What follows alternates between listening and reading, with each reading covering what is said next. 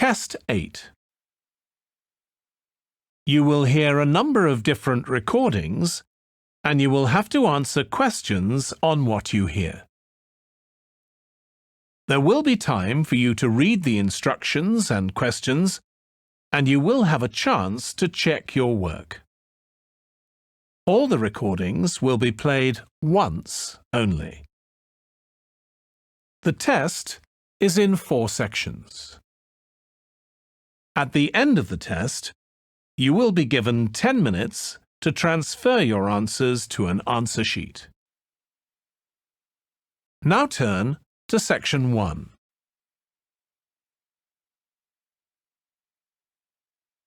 Section 1. You will hear a telephone conversation between a woman who is looking for a job and a man from a company that organizes cycling holidays. First, you have some time to look at questions 1 to 6.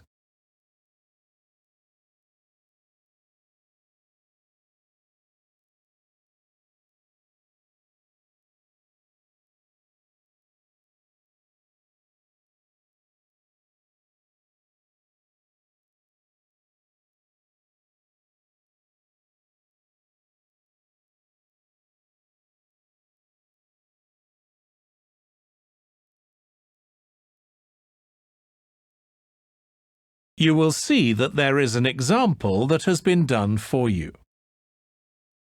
On this occasion only, the conversation relating to this will be played first.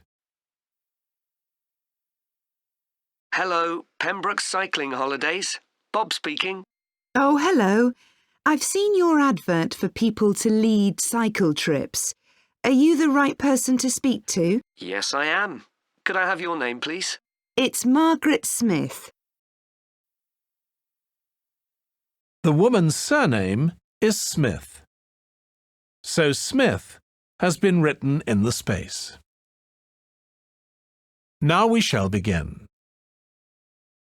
You should answer the questions as you listen because you will not hear the recording a second time.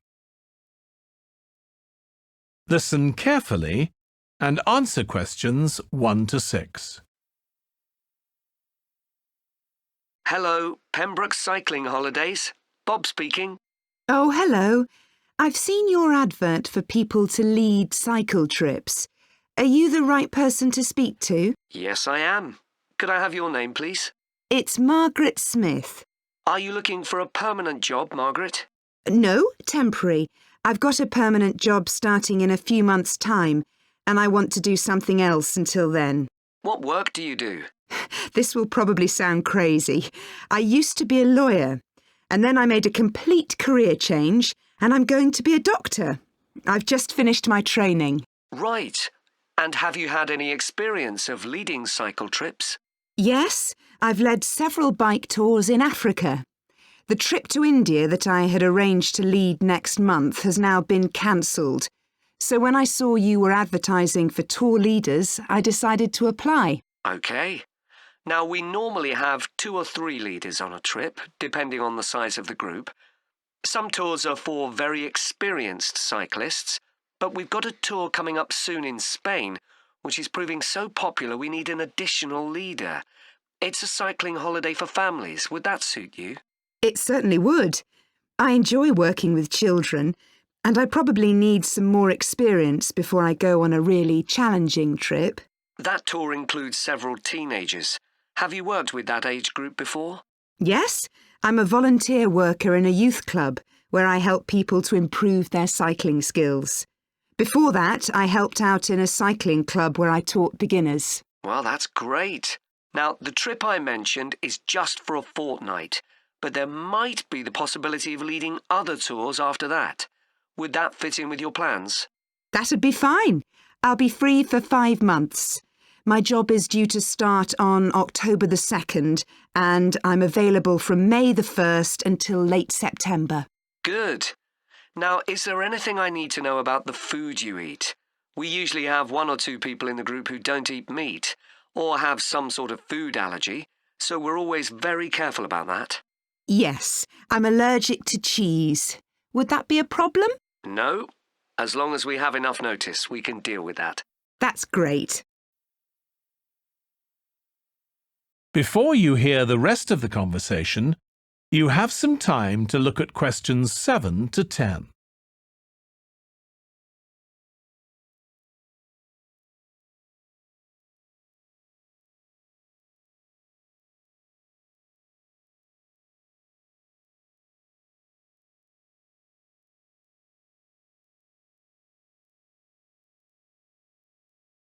Now listen and answer questions 7 to 10. It sounds really interesting. Would you like me to fill in an application form?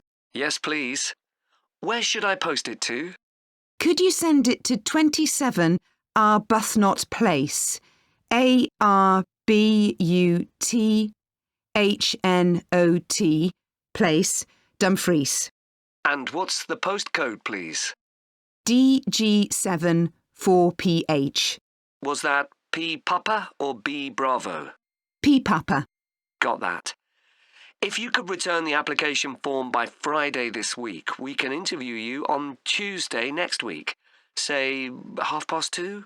Would that be possible for you? Yes, it's fine. You're quite a long way from where I live, so I'll drive over on Monday. Should I bring anything to the interview? We'll have your application form, of course, but we'll need to see any certificates you've got that are relevant in cycling, first aid, or whatever. OK. And at the interview, we'd like to find out about your experience of being a tour guide. So, could you prepare a 10-minute talk about that, please? You don't need slides or any complicated equipment, just some notes. Right. I'll start thinking about that straight away. Good. Well, we'll look forward to receiving your application form and we'll contact you to confirm the interview. Thanks very much. Thank you, Margaret. Goodbye. Bye. That is the end of section 1. You now have half a minute to check your answers.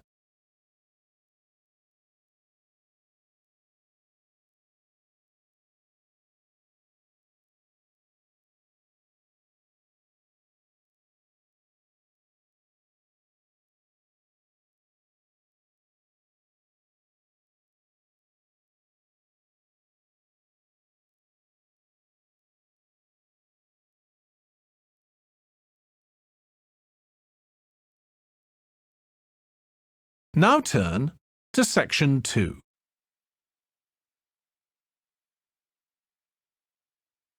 Section 2. You will hear a podcast about an area called the Sheep Market in a New Zealand city. First, you have some time to look at questions 11 to 14.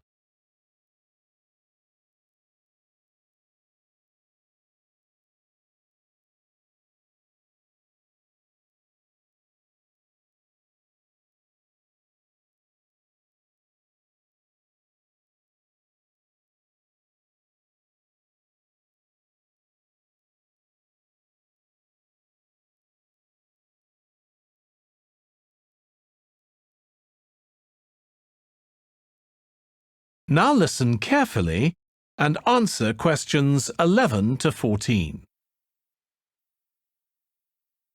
Welcome to this podcast about the sheep market, which is one of the oldest parts of the city. As its name suggests, there was originally a market here where farmers brought their sheep, but now it's been redeveloped into a buzzing, vibrant area of the city, which is also home to one of the city's fastest growing communities. The nearby university has always meant the area's popular with students who come in to enjoy the lively nightlife, but now graduates embarking on careers in the worlds of fashion and design are buying up the new apartments recently built here to replace the small houses where the market workers used to live. The narrow old side streets are great places for finding original pictures, jewellery and ceramics which won't break the bank, as well as local produce like fruit and vegetables. There's also lots of pavement cafes where you can have a coffee and watch tourists from all over the world go by. The oldest buildings in the area are on the main streets, including the city's first department store, built in the 1880s, which is still open today. The sheep market is a centre for fashion, and there's a policy of encouraging new young designers. The Young Fashion Competition is open to local young people who are passionate about fashion. This year, they've been asked to design an outfit based on ideas from the music and technology that's part of their everyday life, using both natural and man-made fibres. The garments will be judged by a panel of experts and fashion designers, and the winning entries will be modelled at a special gala evening. Parking at the sheep market is easy. There are plenty of pay and display car parking spaces on the roadsides, which are fine if you just want to stay for an hour or two. But if you want to spend the day there, it's better to park in one of the 4 underground car parks. It's not expensive, and if you can present a receipt from one of the local stores, you'll not be charged at all. After 6 p.m, many of the car parks have a flat rate which varies, but it is usually very reasonable. Before you hear the rest of the podcast, you have some time to look at questions 15 to 20.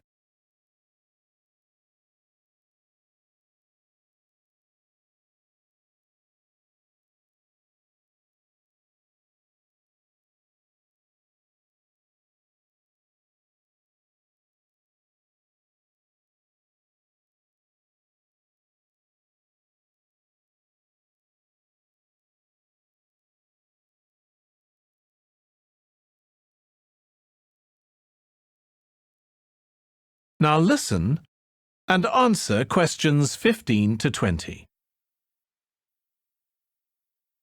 The sheep market is one of the main centres for art and history in the whole of the country. If you look at our map, you'll see some of the main attractions there. Most visitors start from Crawley Road at the bottom of the map. The Reynolds House is one of the oldest houses in the city and is open to the public. It's on the north side of Crawley Road, next to the footpath that leads to the public gardens. The area is particularly interesting for its unusual sculptures. The thumb is just what its name suggests, but it's about 10 metres high. You'll see it on Hill Road, across the road from the bank. The museum's got a particularly fine collection of New Zealand landscapes. It's on the east side of the sheep market, on City Road. It's on the other side of the road from the public gardens, immediately facing the junction with Hill Road. The Contemporary Art Gallery is on a little road that leads off Station Square, not far from the public gardens. The road ends at the gallery. It doesn't go anywhere else. That's open every day except Mondays. The Warner Gallery specialises in 19th century art. It's on City Road, near the junction with Crawley Road, on the same side of the road as the public gardens. It's open on weekdays from 9 to 5 and entry is free.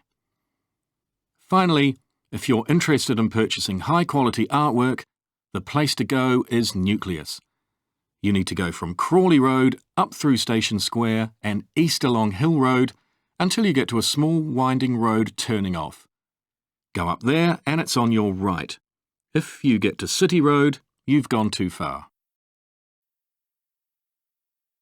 That is the end of section 2. You now have half a minute to check your answers.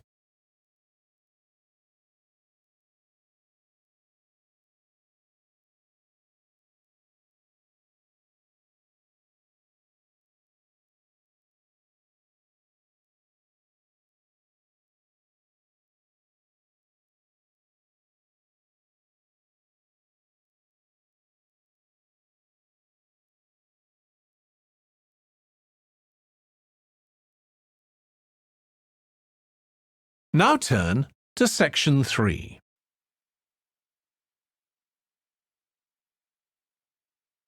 Section 3. You will hear 2 students, Katie and Joe, discussing a presentation in their film studies course. First, you have some time to look at questions 21 to 24.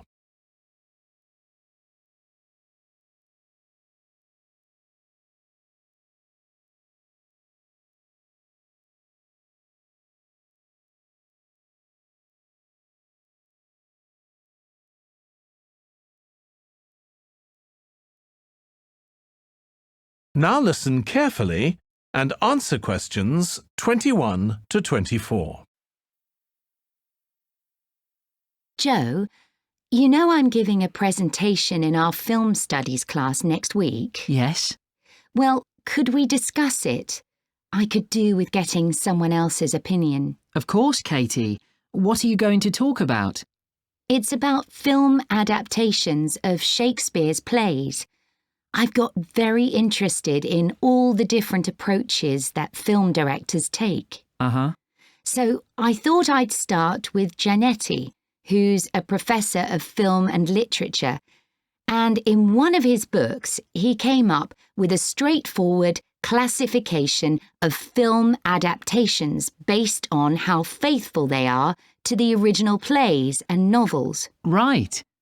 I've already made some notes on that, so I just need to sort those out before the presentation. I thought that next I'd ask the class to come up with the worst examples of Shakespeare adaptations that they've seen, and to say why.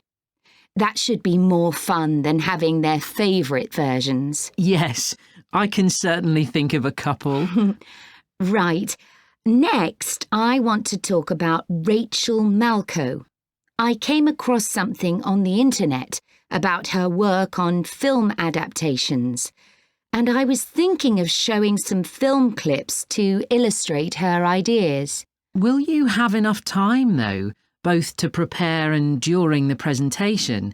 After all, I doubt if you'll be able to find all the clips you want. Perhaps you're right. OK, well, I'd better do some slides instead, saying how various films relate to what she says. That should encourage discussion. Next, I want to say something about how plays may be chosen for adaptation because they're concerned with issues of the time when the film is made. You mean things like patriotism or the role of government? Exactly. It's quite tricky, but I've got a few ideas I'd like to discuss. Before you hear the rest of the discussion, you have some time to look at questions 25 to 30.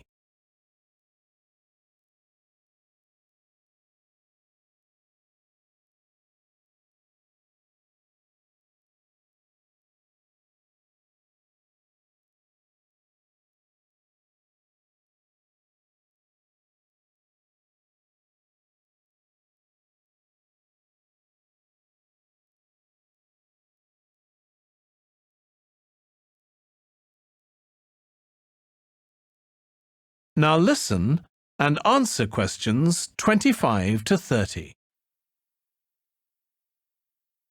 And finally, I want to talk about a few adaptations that I think illustrate a range of approaches and make some comments on them.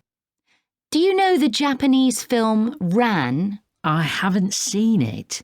It was based on Shakespeare's King Lear, wasn't it? That's right. It was a very loose adaptation, using the same situation and story, but moving it to 16th century Japan instead of 16th century Britain.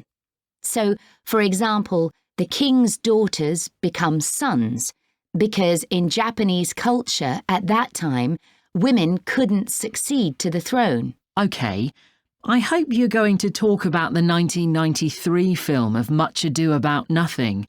I think that's one of the best Shakespeare films. It really brings the play to life, doesn't it? Yes, I agree.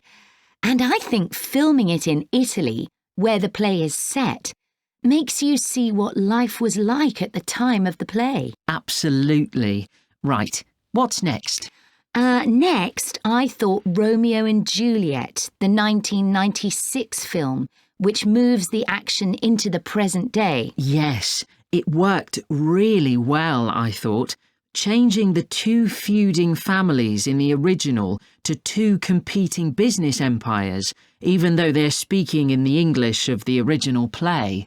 You'd expect it would sound really bizarre, but I found I soon got used to it. Me too. Then I thought I'd include a real Hollywood film, one that's intended to appeal to a mass commercial audience. There must be quite a number of those. Yes, but I've picked the 1996 film of Hamlet. It included every line of the text, but it's more like a typical action hero movie.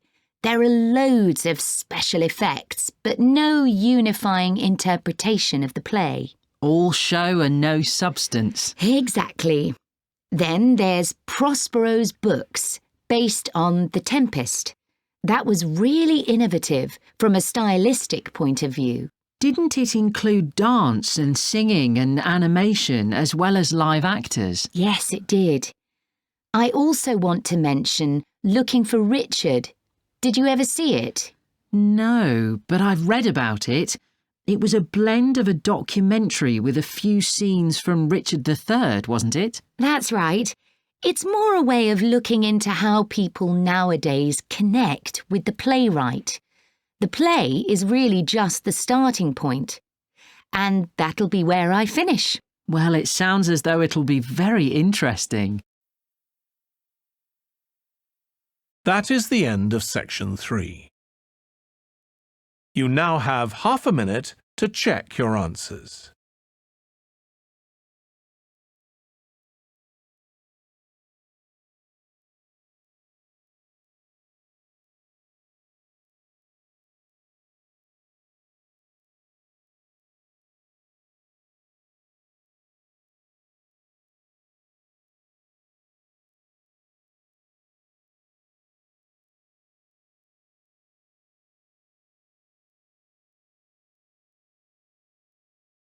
Now turn to section 4.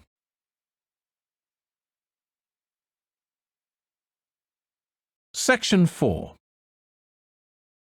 You will hear part of a lecture about noise in cities. First, you have some time to look at questions 31 to 40.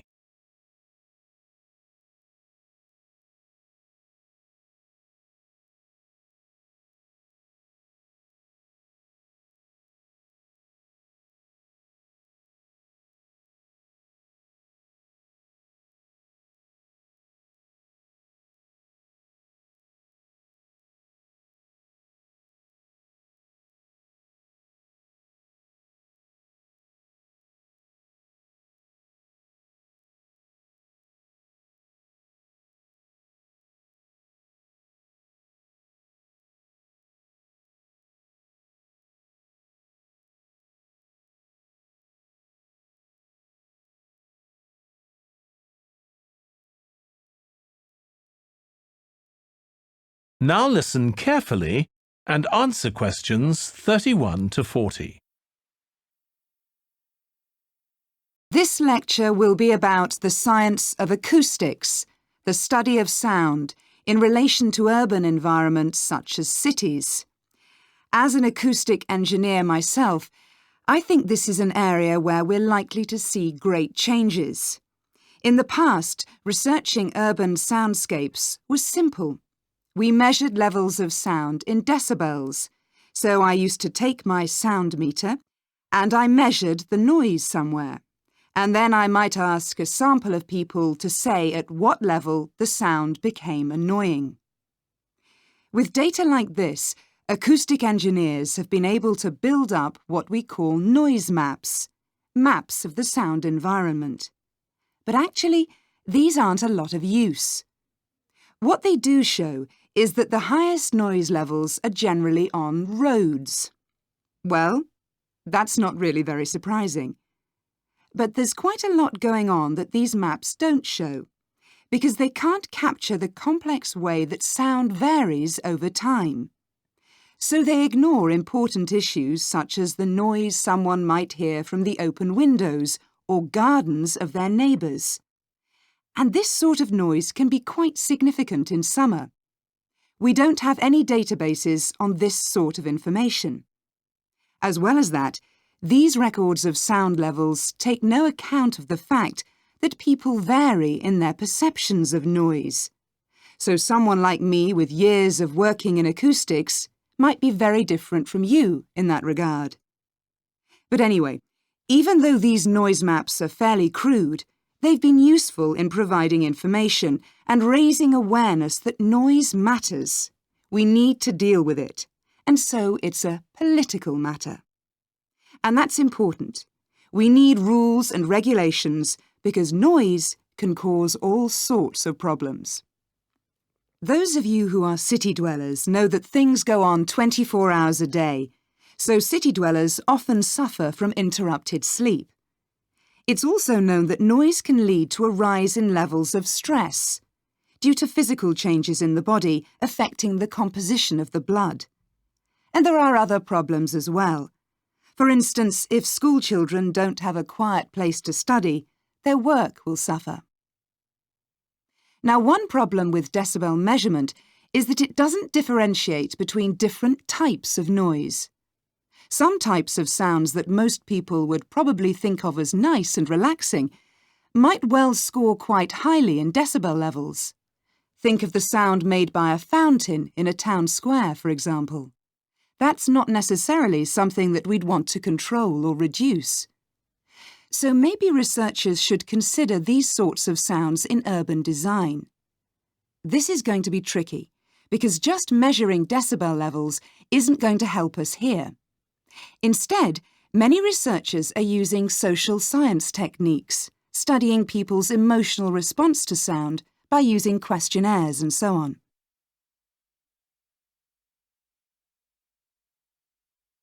So what exactly do people want to hear in an urban environment? Some recent interdisciplinary research has come out with results that at first sight seem contradictory.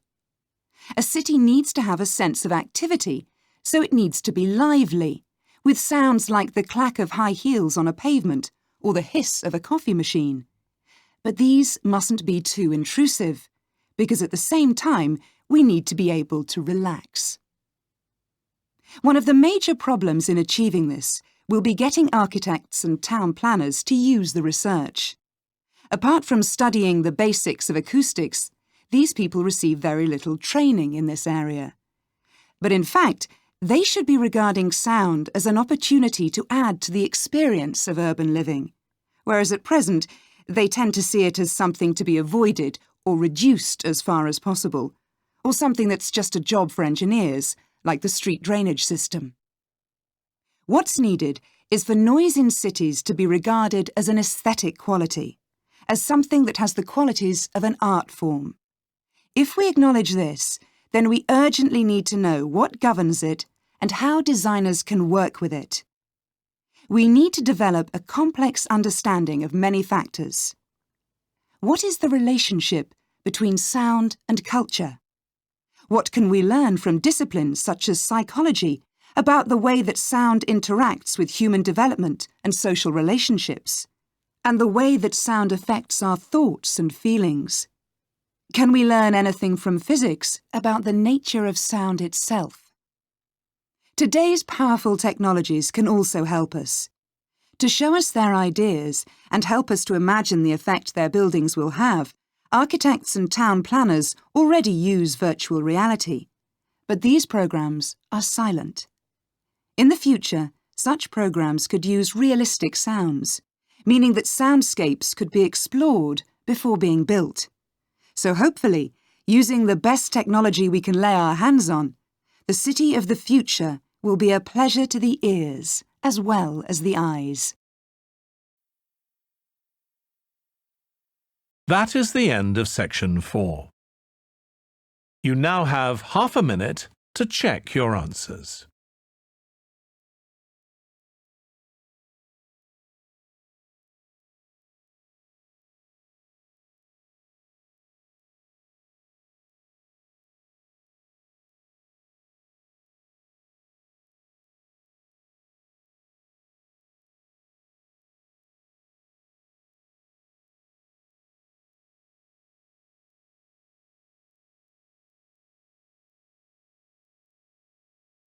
That is the end of the listening test. In the IELTS test, you would now have 10 minutes to transfer your answers to the answer sheet.